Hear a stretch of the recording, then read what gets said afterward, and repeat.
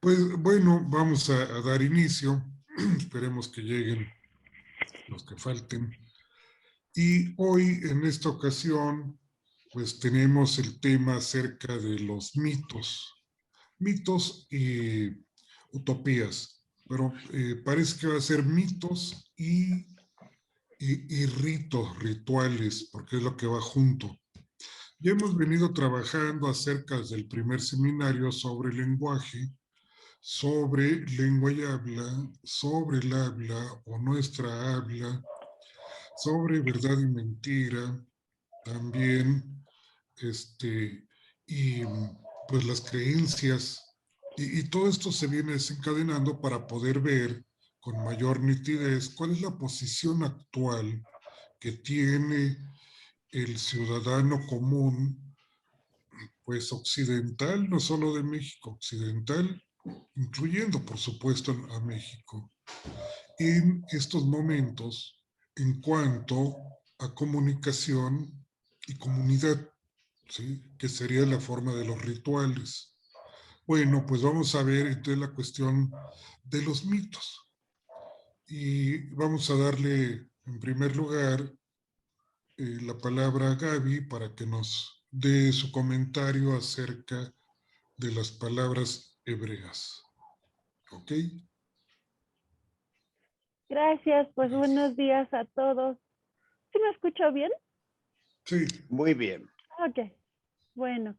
Pues bueno, este tema para mí fue muy interesante, fue muy bonito, porque se descubren muchas cosas que a la vez no nos damos cuenta de qué es lo que hacemos o de qué es lo que realizamos también sin tener antes una base. Les voy a compartir lo que es esta parte de los mitos.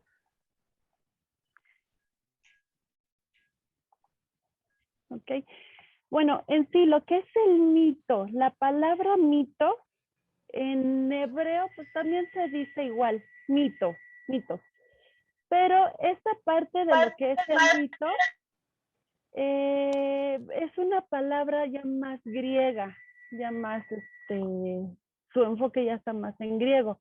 Pero mito, saber qué es un mito, saber que el mito, pues bueno, es una cosa que no tiene realidad, una cosa que no tiene realidad concreta en sí, no tiene una base fundamental.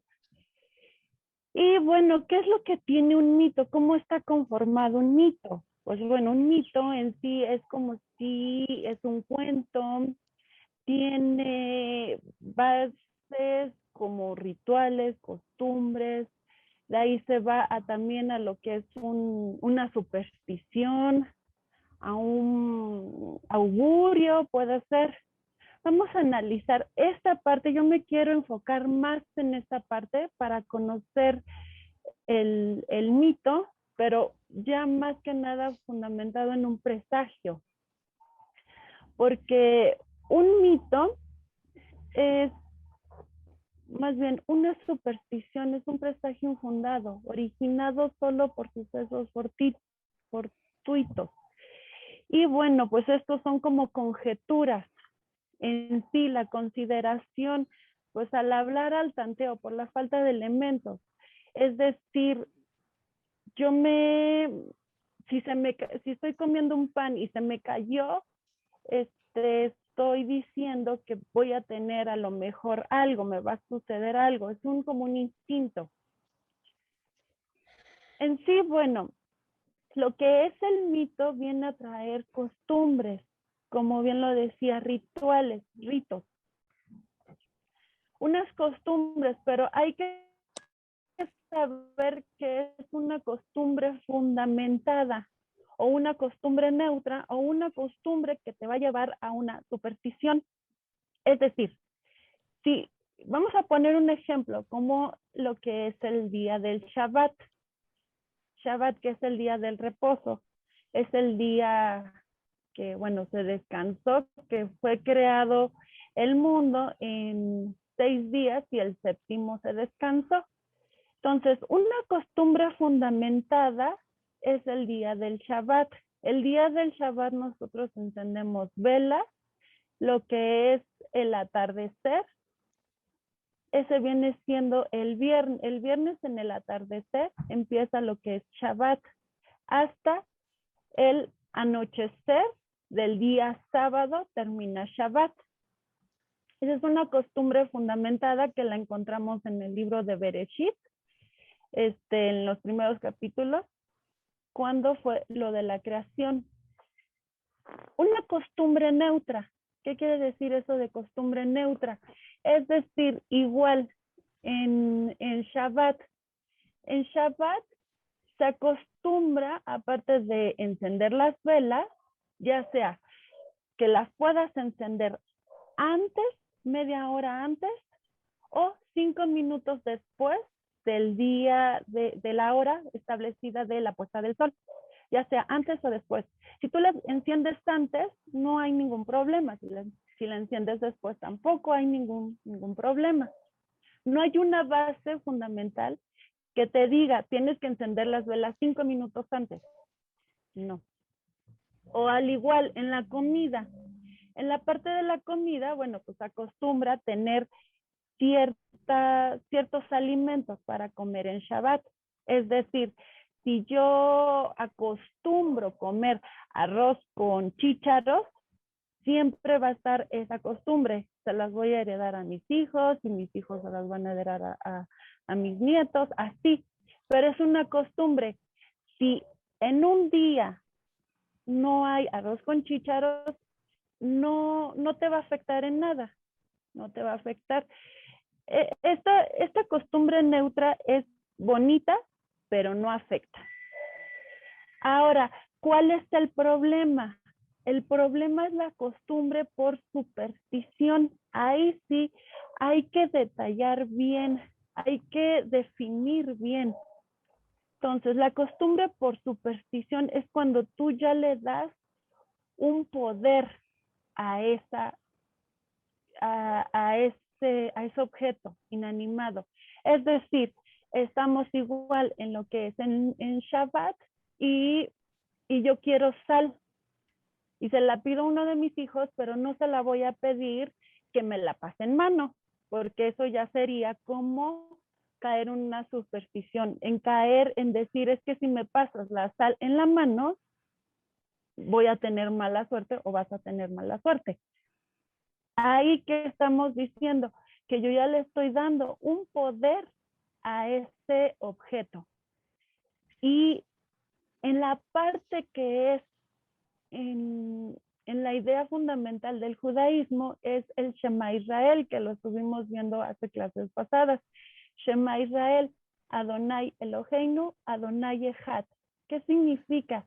Que solamente Dios es único. Es el que mueve todo. Es el que mueve todo el mundo. Es el creador del todo. Él es el poderoso. Entonces, si yo creo que si me pasan la sal en la mano, yo ya le estoy dando el poder, le estoy quitando el poder a Dios para compartirlo con la sal. Ese es un problema que hay en cuanto a lo que es la costumbre por superstición. Es decir, superstición en hebreo se dice emuná tefela. Si nosotros quitamos el tefela, diría emuná. Es lo que vimos la clase pasada, sobre la emuná, sobre la fe, sobre las creencias. ¿En qué crees? La emuná es esa fe en que yo sé existe. Eso es la emuná, pero cuando pones emuná tefela, estás compartiendo ya ese poder, quitando el poder hacia Dios y compartiéndose al objeto. ¿Y en qué estás cayendo? Se está cayendo en una abodazara, en una idolatría, porque le estás dando el poder a la otra cosa. Un ejemplo muy, muy curioso, que es el número 13. Cuando fuimos de vacaciones, nos hospedamos en un hotel. Hay hoteles que no tienen el piso 13. o el cuarto 13. ¿Por qué? Porque ¿de dónde viene este, se puede decir, este mito del número 13 que te va a dar mala suerte?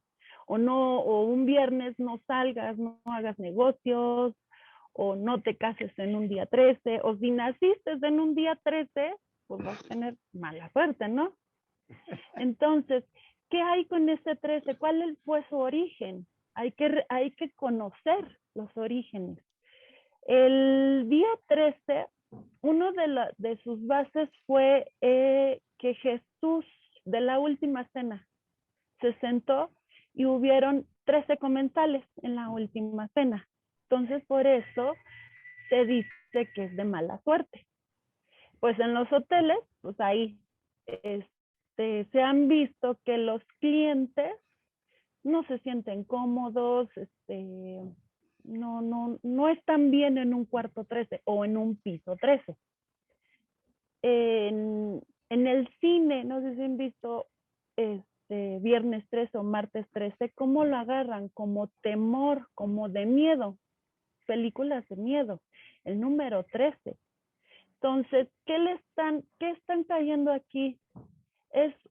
Están cayendo en esa superstición, en ese darle el poder a ese día o a ese número.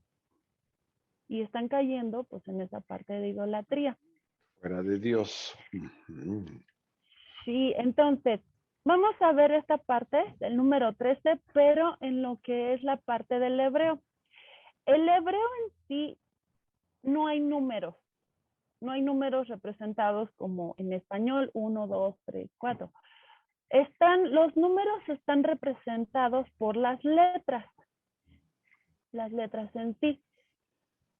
Las letras, bueno, esto se le conoce como gematria. Gematria es el valor numérico que se le pone a la letra y su número. Ejemplo, tenemos las 22 letras aquí del hebreo y cada una tiene su valor numérico. Está dividido por unidades del 1 al 9, desde la Aleph a la Tet, de decenas del 10 al 90, desde la Yud a la Tadik, y por centenas, desde la Kuf hasta la Taf. Son las 22 letras. Entonces, si nosotros analizamos esta palabra que es amor, está conformada por Aleph, 1, Hate, 5, Bet, 2 y Hate, 5. ¿Qué nos da? 5, 1, 1, 5, 2 y 5. Nos da el número 13. Vamos a ver otro, que es la parte del Shema, cuando hablamos sobre el uno, único. Y está conformada por Aleph, Hei y Dalef. 1, 5, no, 1, la Het, perdón, 1, 8 y 4. Es que estas dos, la Hei y la Het, se parecen mucho. Entonces, ahí que nos da el número 13 igual. Ya tenemos 3 aquí, 3 acá. Ok, pero yo quiero relacionarlo con esta parte que está aquí, que es el nombre de Dios, es conocido como el tetragramatrón. Ay, no lo puedo pronunciar bien. Bueno, tetragramatrón. Okay.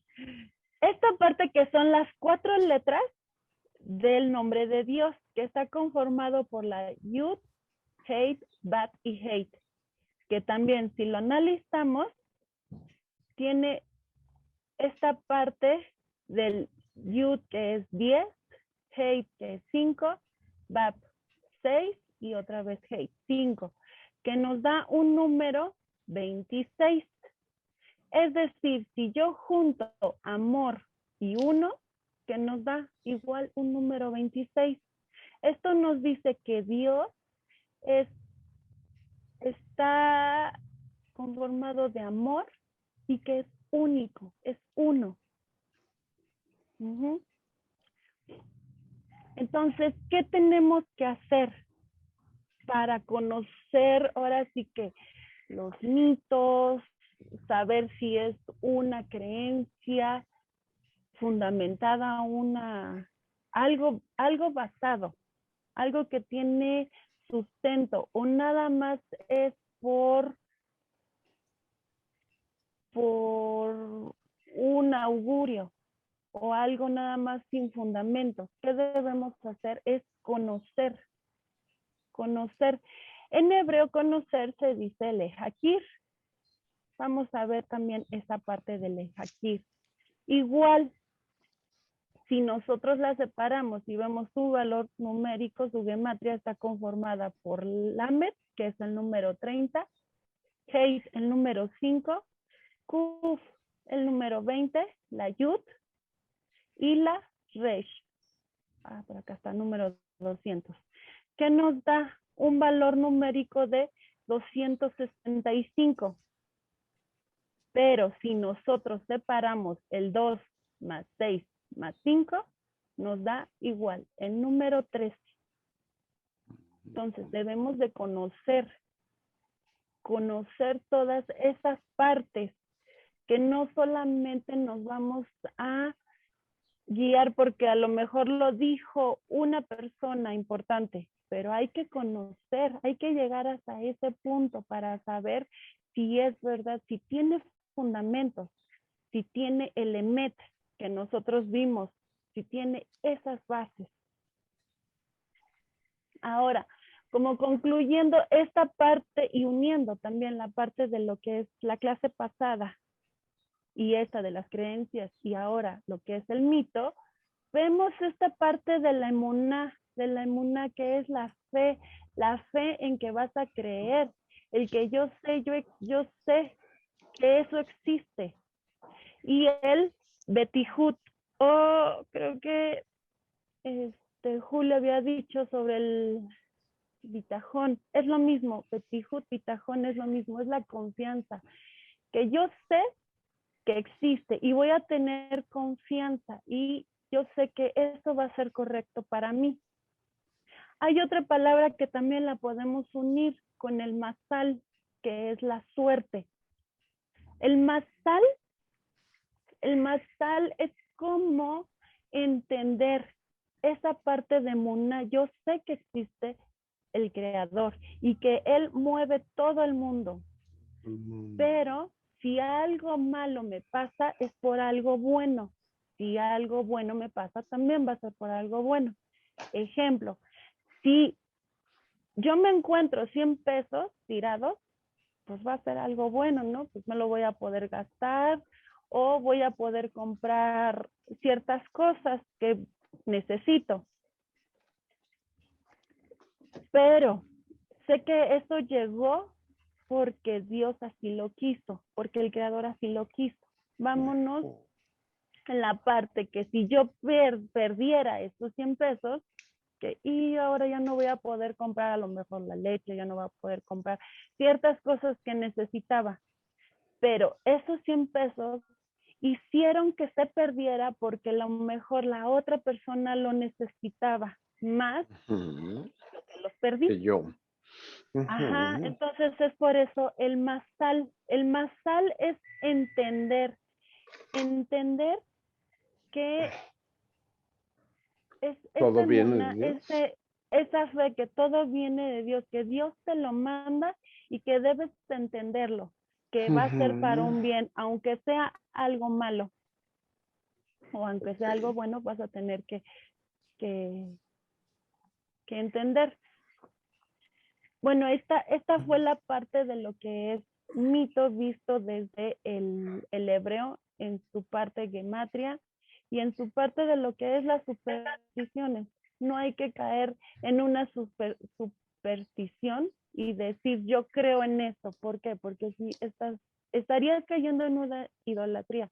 Yo creo que si me pasas la sal o si me voy a hospedar en el número 13 o si va a pasar el gato negro, yo ya le estoy dando poderes a estos otros y yo misma estoy cayendo en una idolatría por darle el poder al gato, darle el poder a la tal, darle el poder al un número 3. Muy bien, Gaby. ¿Quisieras poner, por favor, la diapositiva de la gematría? En uno de los seminarios pasados tratamos acerca del tema de verdad y mentira, ¿verdad? Hemos de recordar que las palabras utilizadas para verdad son emet.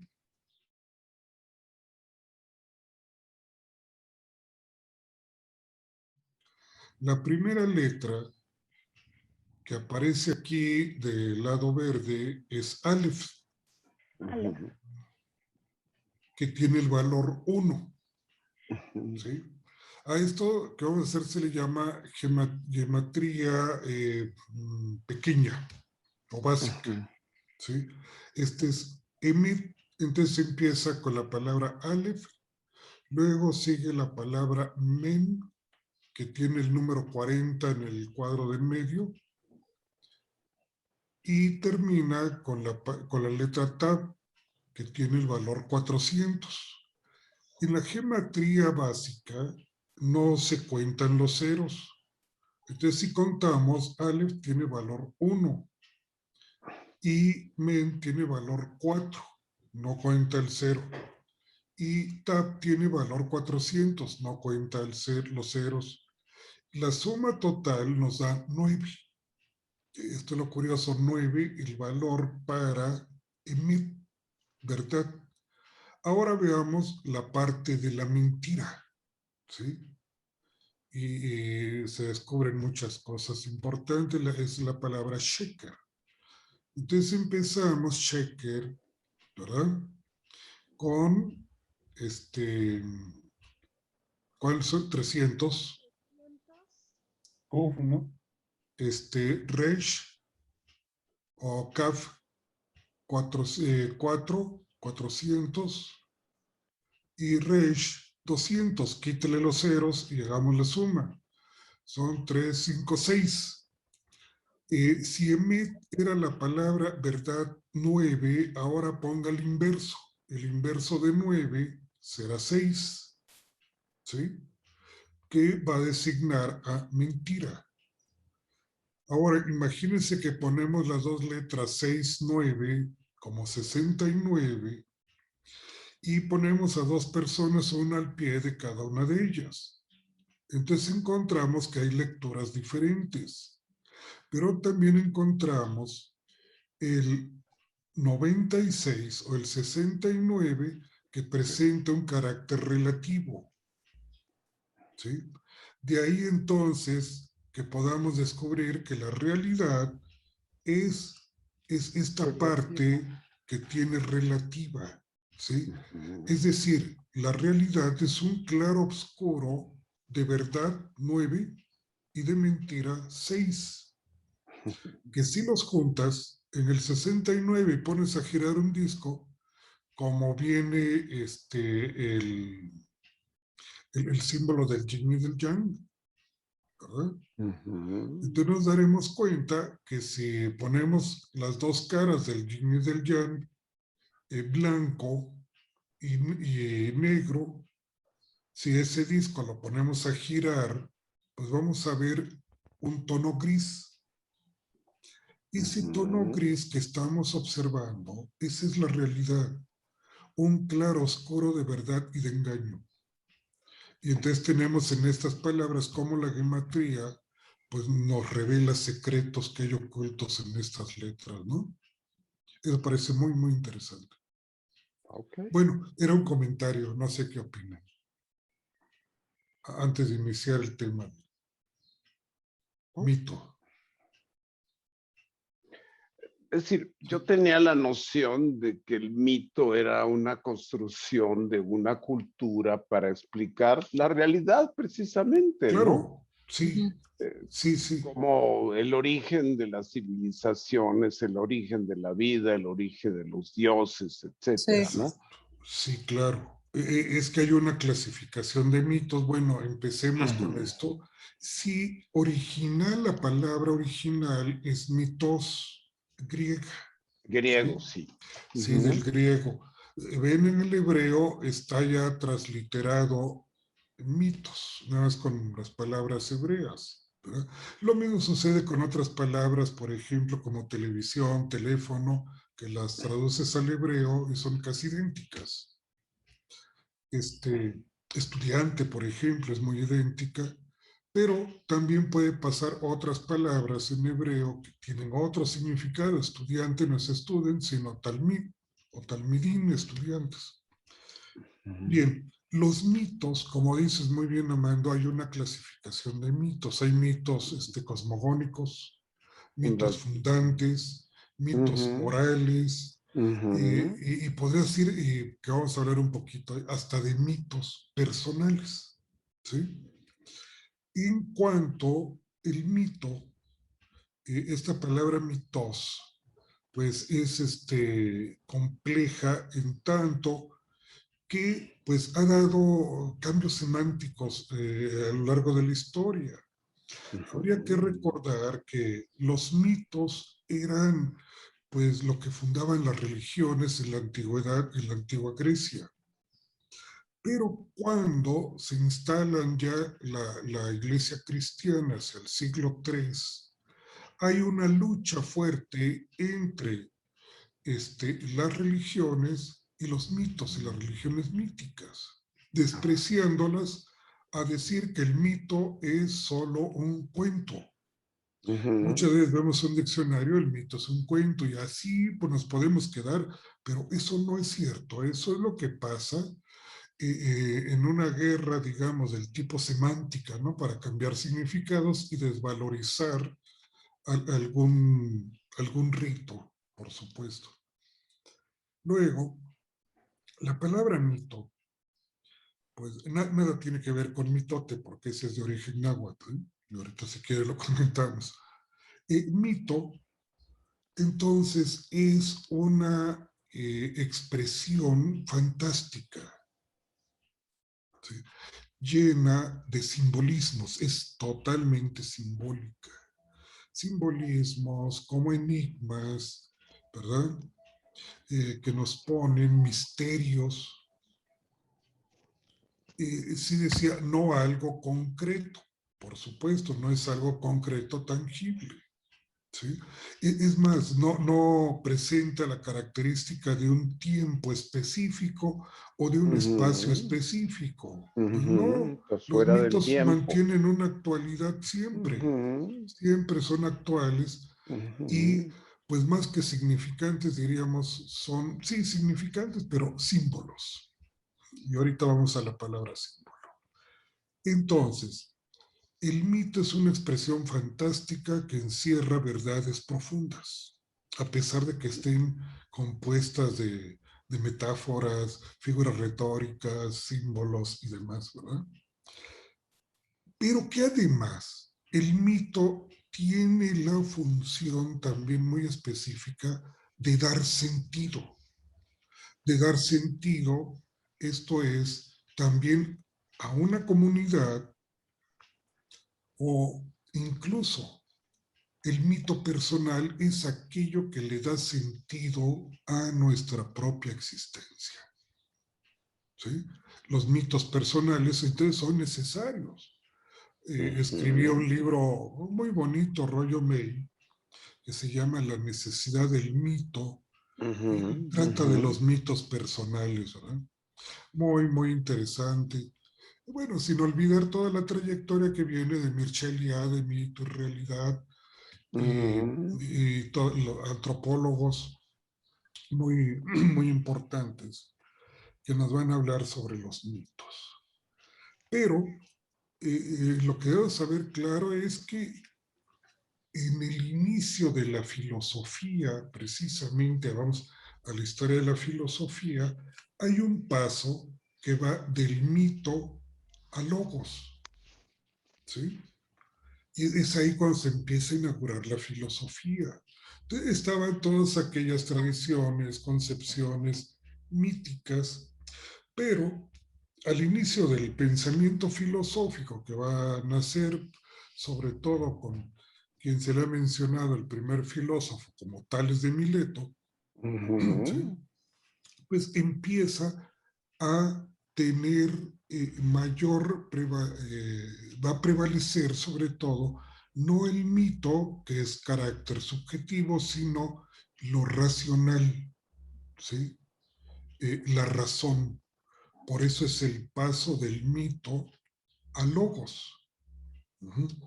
Y entonces va a haber también pues una cierta decadencia de los mitos, los dioses míticos, por ejemplo. Pero no hay que olvidar que los mitos pues nos dan sustento, le da sustento, sentido a una comunidad, a una persona. Hay mitos empresariales, a una empresa, por ejemplo. Sí. Imagínate, qué sería la Coca-Cola sin sus símbolos? Lo llaman ahora misión, ¿no? Sí, sí, pero ¿qué sería sin sus símbolos, colores institucionales y demás que Y se dan? sabores. ¿Sí? Bueno, entonces tenemos los mitos morales que dan también mucho sentido a nuestro comportamiento. Claro. Entonces, es sumamente necesario el mito en nuestra vida. Pero para esto hay que ver que el mito dice y el rito hace. Entonces son las dos partes que hay que reconocerlas muy bien. Diremos entonces, el rito hace lo que el mito dice. Uh-huh. Y entonces ahora podemos ver el rito, los rituales, que son también, porque es la otra cara de la moneda. No habría sentido de un rito si detrás de él no hay un mito. Entonces caería únicamente esto que decía Gaby en la superstición, ¿sí? Pensemos, por ejemplo, en la clásica figura de la danza de la lluvia, ¿verdad? De cierto, no llovía, hay ciertas ocasiones, algunos humanos pues se pusieron a bailar, digamos, y entonces cayó el agua. Órale, ¿qué pasó? Y otra vez bailamos y otra vez agua. No, pues ahí está el rito de la lluvia, la danza de la lluvia. No solo eso, los psicólogos experimentales como Skinner, por ejemplo, conductista, Ajá. pues sacó todo un artículo excelente que se llama la conducta supersticiosa, la superstición en el pichón, ¿verdad? Entonces, cuando el pichón picoteaba el disco de la cámara experimental, el experimentador al otro extremo le ponía una pelotilla de comida. Lo que hacía la paloma era picar el disco y girar para dirigirse al comedero, ¿sí? Entonces, lo que el experimentador estaba reforzando no era la conducta de picar el disco, sino la conducta de girar. Y entonces hay una danza supersticiosa. Imagínense, es la superstición. No hay detrás un mito. Entonces, eso cae en la pura superstición, de la cual hay que tener mucho, mucho cuidado. El viernes 13, pasar debajo de una escalera, ¿verdad? Y los horóscopos, por supuesto, ¿verdad? Solo que ahorita que estoy viendo aquí la diapositiva de Gaby de la estrella de David, Maguen David, pues las predicciones de esto, las predicciones del horóscopo no aplican a los judíos, porque tienen otra creencia. Eso es lo que pasa. Bueno, entonces el rito habría que tener un poco más de análisis. ¿Por qué? Porque estos ritos se definen como técnicas simbólicas de instalación en un hogar. Uh-huh.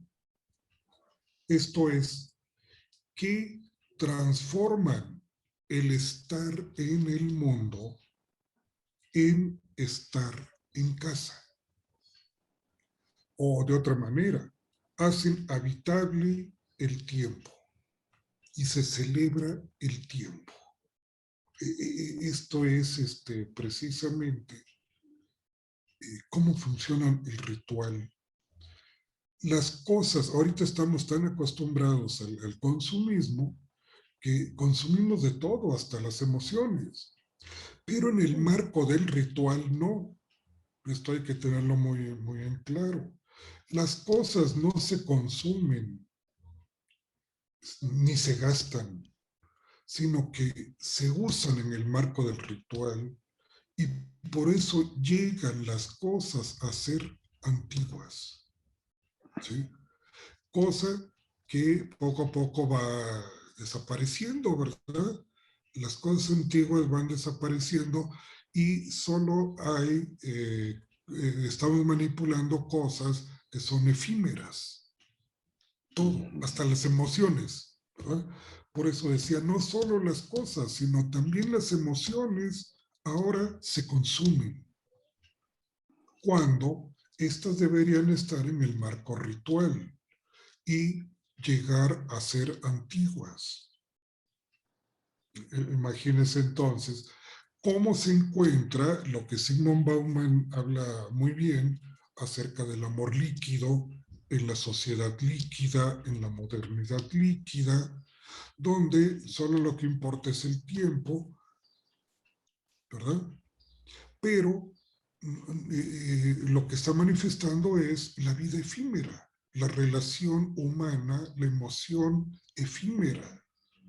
Entonces, el amor líquido sería esta cumbre del desgaste de los rituales.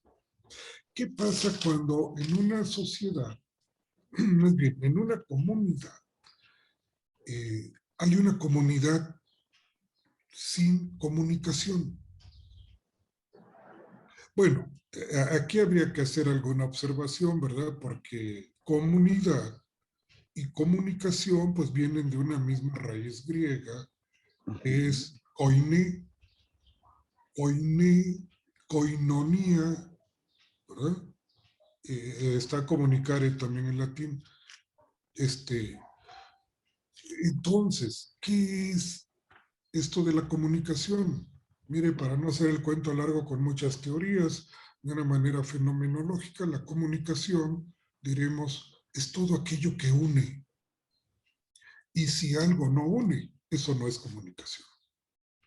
Entonces, una comunidad también es una unión, ¿sí? No exactamente, a veces se confunde con la sociedad, pero más bien hablaríamos de comunidad. Y la comunidad es esa unión de dos o más individuos que estarían unidos, por supuesto, con vínculos del tipo afectivos. Mientras que una sociedad, también para no hacer el cuento muy largo, una sociedad sería esos dos o más individuos unidos por lazos o vínculos jurídicos. Entonces cambian. Entonces, aquí podríamos hacer una especie de metáfora en cuanto a decir que la comunidad sin comunicación es precisamente la que se da en el marco del ritual. ¿Sí? ¿Por qué? Porque lo que había expuesto ahorita Gaby acerca del ritual del Shabbat, ¿sí? Pues procede de un mito. Es hacer lo que el mito dice. Y el mito empieza, que es un mito cosmogónico de la creación del mundo, ¿sí? 6 días, 6 días fue la creación, el sexto día corresponde a la creación del ser humano, ¿sí? El séptimo día es del descanso, que sería el Shabbat. Entonces, ese del descanso, pues no es simplemente un no hacer nada. ¿Sí? ¿Por qué se hace el Shabbat y por qué hay todo ese ritual que empieza esto al ponerse el sol de un viernes por la tarde en Israel, hasta en Tel Aviv, y no solo en Jerusalén? pues ya eso de las 6, 7, 7:30 de la noche, de acuerdo a la variación de tiempo, pues pasa alguna persona tocando el shofar, la corneta del shofar, ¿sí? Anunciando que el Shabbat ya llega. Y toda la gente empieza a cerrar comercio, empieza a cerrar o dejar de trabajar, porque ya el Shabbat ya está listo, ¿verdad? Y luego el encendido de las velas, que lo va a hacer sobre todo una mujer, ¿sí? No un hombre. La mujer, ¿por qué? Porque tiene otro sentido. En la mujer, pues no hay el uso de las filacterias, ¿sí? Estas cintas que se pone uno en los brazos y en la frente, que tiene un texto en hebreo de la Torá. No, pero en la mujer es el encendido de velas. Y lo interesante que dice, no prendas fuego, no cocines, no puedes hacer cocinar, no puedes encender fuego. ¿Sabes qué? Tampoco encender tus aparatos, tus celulares y demás, televisión, nada de eso. ¿Sí? Otra cosa muy importante, no pienses por ti mismo. Tienes que zafarte de los demás, salirte de los demás. Imagínate entonces un ritual de una vez por semana, donde te vas a separar de toda la conflictiva del mundo que hay. Por ese día no vas a estar pensando si tus negocios van fracasando, sino que aquel me debe, que es esto otro, tengo que hacer aquello, ¿no? Te apartas de todos los medios de comunicación, ¿sí? Por supuesto, es un tiempo para la oración, es un tiempo donde la familia se reúne, ¿sí? Imagínense, hoy día las familias ya no se reúnen. Y si se reúnen, están cada uno con su celular en mano, aunque claro. están en la mesa, ¿verdad? Todos parece que están juntos, sin embargo están en desunión. Cuando el celular queda a segundo término, guárdalo, apágalo durante este día, no se usa. Y se convoca la reunión de familia, por supuesto, con una cena exquisita de Shabbat, ¿verdad? Con una buena copa de vino, también que es permitido. Y pues la plática entre la familia, la plática de las hazañas de Moisés o las hazañas del rey David, ¿verdad? Abraham, todo esto, los niños escuchan también, que va creando ciertos valores, ¿sí? Decíamos que las virtudes se aprenden por el oír. Entonces los niños aprenden a ser virtuosos también cuando están escuchando acerca de qué será del Pesach, de la salida de Egipto, ¿sí? O de la llegada a la tierra prometida, o de las aguas de Meribá en el desierto, en fin. Se va aprendiendo la convivencia familiar, la comunicación está ahí adentro, pero no es la comunicación de afuera. Esto quiere decir esa comunicación que se está dando al interior de una familia desapartada de la comunicación externa, es la que crea comunidad. Entonces, si vamos revisando hoy día, vamos a dar cuenta que hay comunicación, sí, pero sin comunidad. Esta es la otra vuelta. Entonces, la comunidad queda o se desgasta sin ritual, ¿verdad? No hay, imagínate si no tuviéramos entonces, por ejemplo, en el ritual del Shabbat, un día a la semana, en el cual se le da gracias al Eterno, se convive en familia, se cena en familia, se comentan todas las cosas relativas a la espiritualidad, se desconecta uno del mundo exterior. ¿Y eso qué hace? Que los síntomas depresivos desaparezcan.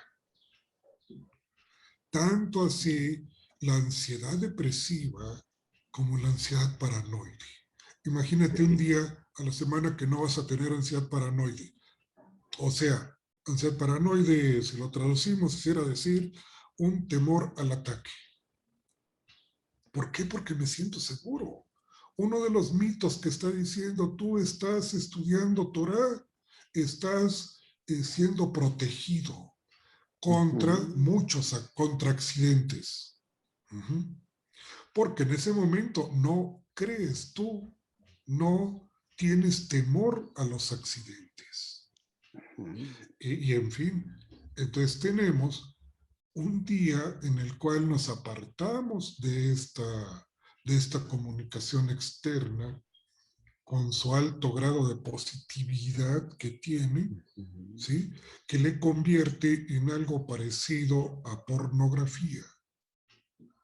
Es esto precisamente. Una sociedad de la transparencia, de la cual hablamos, que lejos de ser de transparencia, más bien es de la desconfianza del uno con el otro. Por ejemplo, me piden, ¿sabe qué? Pues dio tantas clases virtuales por plataforma, mándenos por favor para contarle sus horas de trabajo, las evidencias, videos o demás cosas. Oiga, es que no me tiene confianza, ¿verdad? Entonces esto crea la desconfianza. Es la sociedad de la transparencia que más bien sería de la desconfianza. Y entonces estamos inmersos en una sociedad que está súper saturada de comunicación. Esta es ¿por qué? La positividad. Y sigo citando aquí a este filósofo que está de moda actualmente, Byung-Chul Han, un filósofo de origen coreano, de Corea del Sur, pero que vive en Alemania y estudió en Alemania y se tituló con una tesis sobre Martin Heidegger. Bueno, pues dirá entonces Chul Han, esto es como, esta sociedad es como, pues las fotografías de hoy en día, ¿sí? Las fotografías de hoy en día no tienen negativos. No, no hay negativo. Ya no hay negativos. Antes tenías aquella fotografía de la cámara Kodak o algo, ¿verdad? Que traía el rollo, tomabas las fotos, se acababa el rollo, mandabas a revelar ese rollo, te daba la foto a todo color, la foto a todo color es la positiva. Mientras que te decían, aquí están tus negativos, las fotos veladas de la cinta, ¿sí? Entonces aquí está el negativo, este es el positivo. Ahora todo está en positivo, todo está expuesto hacia afuera. Ese es el exceso de comunicación. Está expuesto hacia afuera. Esto es, por ejemplo, lo que decía Sigmund Freud también. La perversión o las perversiones son el positivo de las neurosis. La neurosis está en negativo. La neurosis es algo que te atormenta, te causa una gran angustia, pero no sabes qué es o por qué. ¿Sí? Está velado. Por eso necesitas ir al psicoanalista para que devele el rollo que está ahí. Y ahora las fotos son en positivo. Todo está en positivo, no hay negativo. Todo está a la vista, digamos. Ya no hay ¿verdad? perversión, además, ya no hay. Ya no. Bueno, en ese sentido, mira lo que pasa. Por ejemplo, a nuestros amigos Miguel, que le gustan de verdad, y a Joana, tenemos, por ejemplo, las películas estas eróticas de arte. Unas películas muy bien hechas, con un escenario excelente, drama, en fin, suspenso, ocultamiento de algunas cosas. Y por otro lado, podríamos tener las películas pornográficas. Esa está tal cual, no hay que Disfraz. digamos, disfraz, no hay escenarios, cualquier cosa puede ser buena, ¿no? Todo está a la vista. Este es el sentido de la pornografía. Entonces, si a eso lo aplicamos, nuestra sociedad actual, pues tiene mucho de ser pornográfica, ¿sí? Entre la imagen y la vista está la pornella, ¿no? Entre la imagen y la vista. Y entonces, esto es que hace falta los rituales. Fíjate, entonces los rituales en cuanto, por ejemplo, el amor no líquido, sino el sólido que se daba antes de Sigmund Bauman, ¿verdad?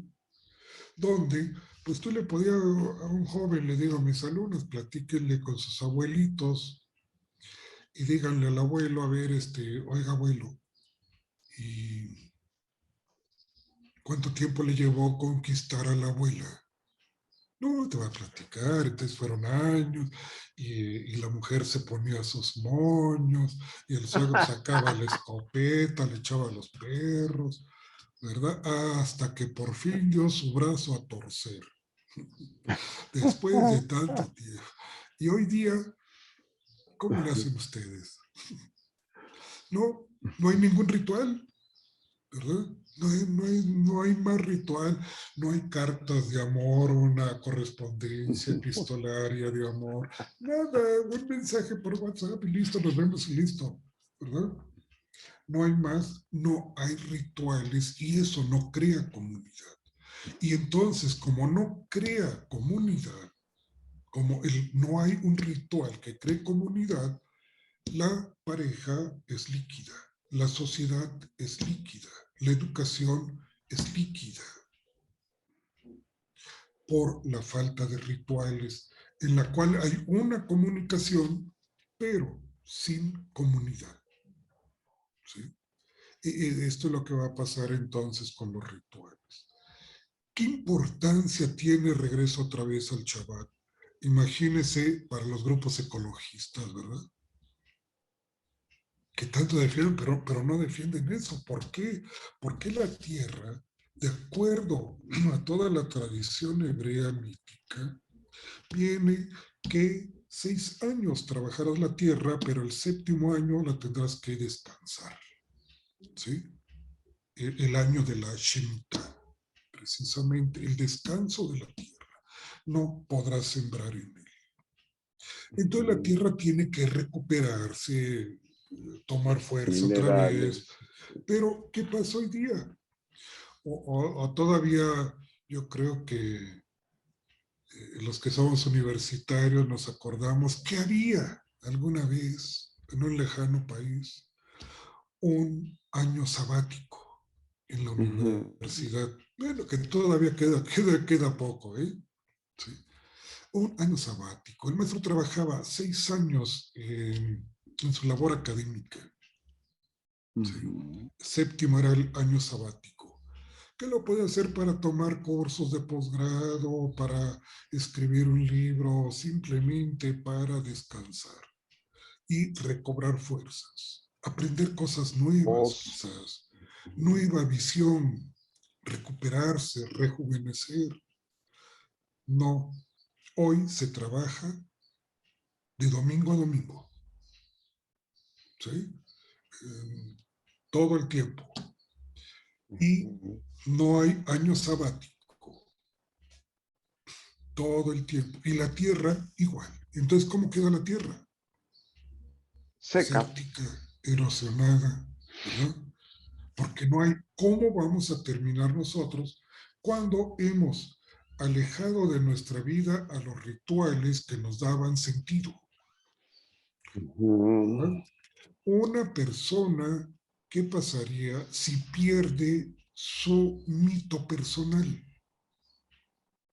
Por ejemplo, han de conocer, todos conocemos a personas que su mito personal es ser el hombre de éxito. Y yo soy el hombre de éxito, y tengo esto, y he conquistado esto, y esto, otro, y tengo, y tengo, y tengo. De un día para otro se le puede deshacer todo. ¿Qué pasará con él? Cuando de pronto se acabó. No tiene más nada. La muerte es un mito. Su mito es también una tabla de salvación. No me voy a hundir, aquí está mi tabla de salvación. Entonces, si se le destruyeron negocios, se le acabó su dinero, se le robaron, en fin, necesita otra tabla de salvación más fuerte, y si no se hunde.